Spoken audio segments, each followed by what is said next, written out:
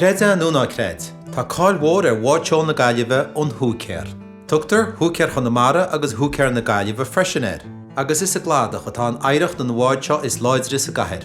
Is baile iascaí an hain tí bh mó gohálaí na cathrach a bhí sa Chladaigh, le dlúhaint ag an bobal anseo le Chonamara agus ag déanana go leor trádáil éisc le Gaillimh.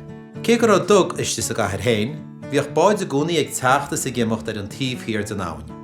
Tá céimh an Chladaigh mar aice mu dinneomha agus é fós ag freastal ar bhádaí an Chladaigh a bhuichas sin go Alexander Nemo, innealtóir alabannach a d'imir tunchur mór mílteach ar infrastruchtúr, drochaid agus céimhana in iartha na héireann san uísteag.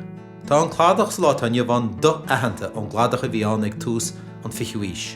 Tháinig an tarró smóir nuair a thugra bord na gantar cong na tíchicantí a leagan agus a thógáil as an nó.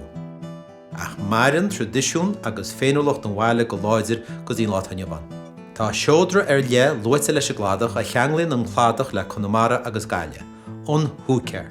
Tá an báid le seol mór, seol tosa agus jib le feiceáil ar chéimhas ar chun sa gcathair, agus tá fiú músaeum beag le feiceáil sa lá tainneamhan, chomh maith le thúcéir atá le feiceáil i Músaeum Cathrach na Gaillimh.